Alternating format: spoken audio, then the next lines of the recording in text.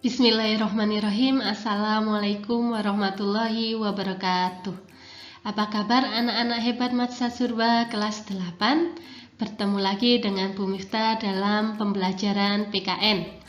Nah, kemarin Bu Miftah sudah menjabarkan kaitannya dengan pendistribusian KD, yakni materi apa sajakah yang akan kita pelajari di semester genap. Nah, pada pertemuan berikutnya ini, Bu Miftah akan menjelaskan kaitannya dengan bab 1, yakni kondisi bangsa Indonesia sebelum tahun 1908. Namun sebelumnya anak-anak, marilah kita berdoa terlebih dahulu supaya pembelajaran daring kita pada pertemuan kedua ini diberikan kelancaran oleh Allah Subhanahu wa taala. Berdoa mulai. Bismillahirrohmanirrohim. Raditu billahi robba wa bil islami dina wa bi muhammadin nabiyya wa rasulah. Rabbi zidni ilma warzuqni fahma waj'alni min ibadika sholihin. Amin ya rabbal alamin. Nah, Bu Miftah akan menjelaskan kaitannya dengan kondisi bangsa Indonesia sebelum tahun 1908. Namun ada beberapa yang harus kita ketahui kaitannya dengan kompetensi dasar yang akan kita capai pada pertemuan kali ini, yakni menganalisis makna dan arti kebangkitan nasional tahun 1908 dalam perjuangan kemerdekaan Republik Indonesia. Menyajikan hasil penalaran tentang tokoh kebangkitan nasional dalam perjuangan kemerdekaan Republik Indonesia. Tujuan pembelajaran pada pertemuan kali ini adalah siswa diharapkan dapat menjelaskan kondisi bangsa Indonesia sebelum tahun 1908. Siswa dapat memprediksi penderitaan yang dialami oleh bangsa Indonesia ketika dijajah oleh bangsa lain. Siswa dapat memberikan bentuk kekejaman yang dilakukan oleh penjajah kepada bangsa Indonesia. Siswa dapat menyebutkan tokoh pahlawan nasional sebelum tahun 1908. Nah, ini beberapa tujuan yang akan kalian peroleh kalau misalnya bisa memperhatikan materi yang Bu Miftah jelaskan pada pertemuan kali ini. Mulai dari kedatangan bangsa Eropa ke Indonesia, bahwasanya kita ketahui banyak negara Eropa yang datang ke Indonesia dengan silih berganti anak-anak, mulai dari Portugis, Belanda, Jepang, dan Inggris sudah pernah menjajah bangsa Indonesia. Nah, di sini Bu Miftah akan menjelaskan kenapa kok para bangsa Eropa itu datang ke Indonesia, tujuannya apa, dan latar belakangnya apa, mengapa kok Indonesia sampai dijajah. Yang pertama, kaitannya dengan rusaknya ekonomi bangsa Eropa.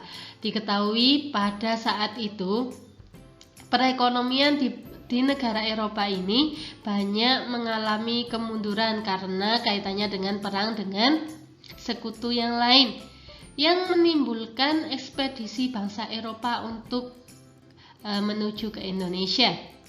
Nah, awal mulanya hanya ingin berdagang anak-anak. Para bangsa Eropa ini inginnya berdagang, tetapi ketika melihat rempah-rempah bangsa Indonesia, ternyata tergiur untuk menguasai rempah-rempah yang ada di Indonesia, sehingga yang awalnya hanya ingin melakukan perdagangan dan akhirnya ingin melakukan penjajahan kepada bangsa Indonesia karena merasa Indonesia ini kaya akan sumber daya alam yang dimiliki, termasuk rempah-rempah yang dibutuhkan oleh bangsa Eropa karena di sana iklimnya berbeda dengan bangsa Indonesia, yakni dingin. Jadi kebutuhan kaitannya dengan rempah-rempah yang untuk menghangatkan badan itu sangat banyak, sehingga kalau misalnya dimiliki oleh bangsa Eropa,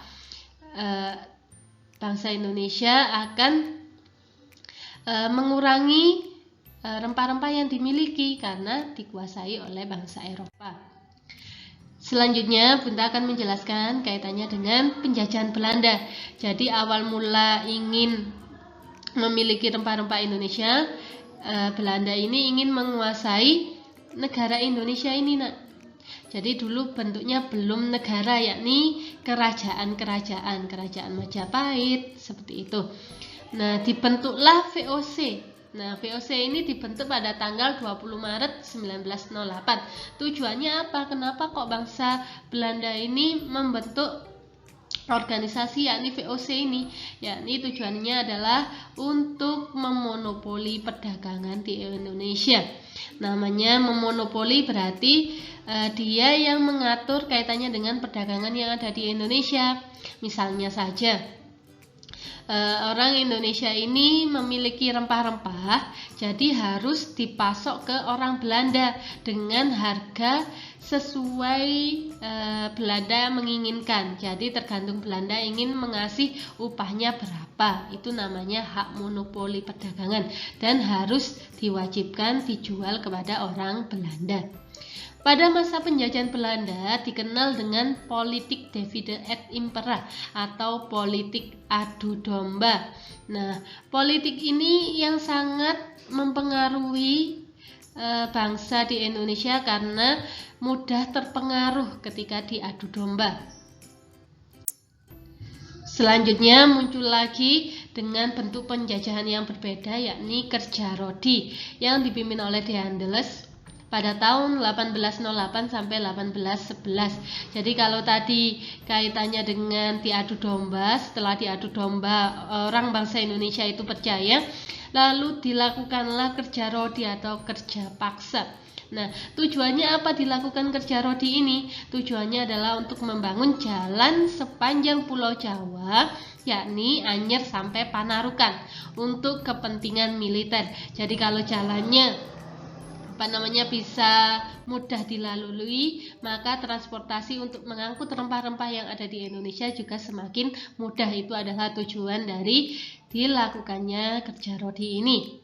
Nah, setelah dilakukan kerja rodi ini, rakyat Indonesia sangat merasa menderita sekali karena harus dipacu untuk bekerja keras.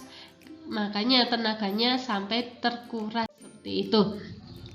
Setelah kerja rodi, muncul lagi istilah kultur stelsel atau biasa kita kenal dengan tanam paksa. Nah, kultur stelsel ini dipimpin oleh Van den Bosch pada tahun 1828.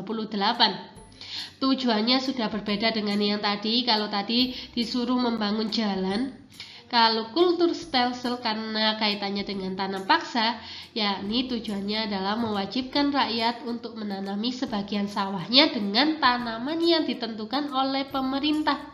Nah, pemerintahnya bukan pemerintah Indonesia, melainkan pemerintahan Hindia Belanda dan diserahkan kepada pemerintah Hindia Belanda.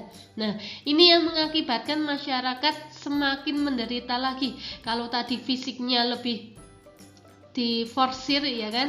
Nah, kalau kultur stelsel ini sawahnya, lahannya itu dipakai untuk pemerintah Belanda itu sendiri. Dari penjajahan tersebut, bangsa Indonesia mulai belajar anak-anak, mulai dari adu domba tadi, lalu kerja rodi, tanam paksa, akhirnya muncul pemberontakan yang dilakukan oleh tokoh nasional.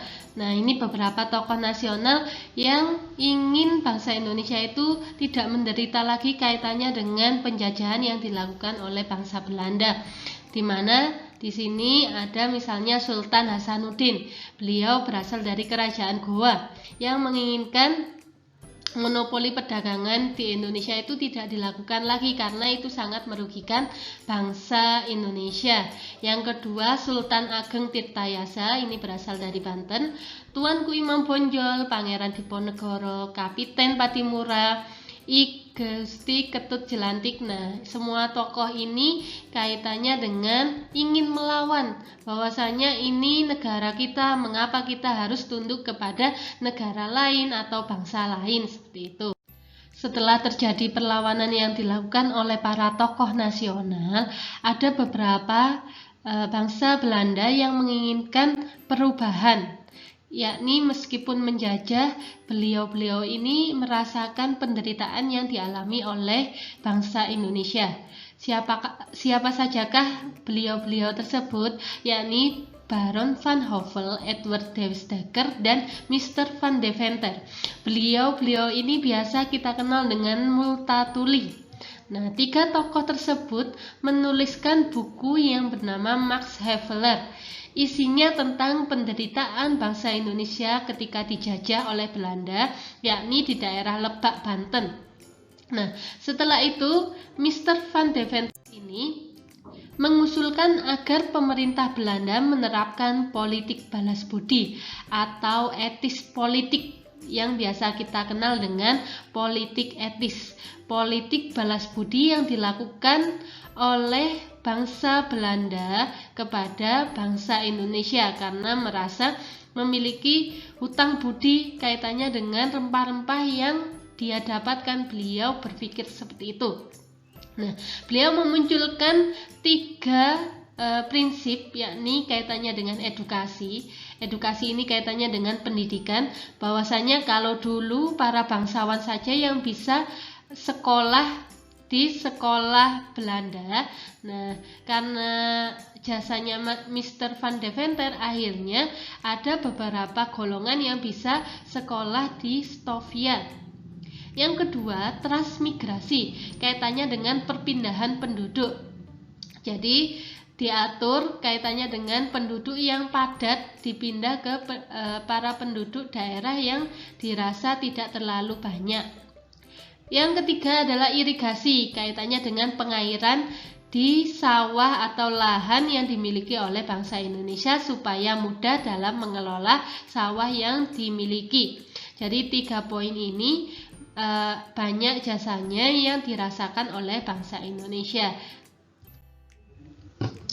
Sekarang silakan kalian mengerjakan tugas yang Bu Miftah tuliskan 3 soal ini. Yang pertama, silakan kalian tuliskan perjuangan apa saja yang dilakukan oleh 6 tokoh nasional di slide sebelumnya, mulai dari Sultan Hasanuddin sampai I Gusti Ketut tadi.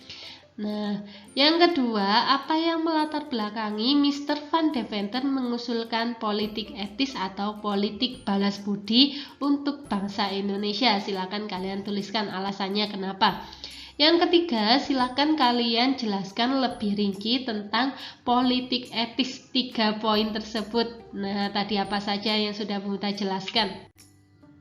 Mungkin ini yang bisa Bu Miftah sampaikan pada pertemuan kali ini. Kalau diambil kesimpulan bahwasanya tadi Bu Miftah menjelaskan bentuk-bentuk penjajahan yang dilakukan oleh bangsa Belanda, mulai dari adu domba, kerja rodi, dan seterusnya, serta tokoh-tokoh nasional yang melakukan perlawanan karena merasa bangsa Indonesia merasa menderita. Nah, sampai di sini yang bisa Bu Miftah jelaskan, semoga bermanfaat anak-anak. Silakan tugas yang Bu Miftah berikan 3 soal tadi ditulis di buku catatan kalian, kalian foto dan kalian kirim di Google Classroom PPKN ya. Pertemuan kedua. Terima kasih. Wassalamualaikum warahmatullahi wabarakatuh.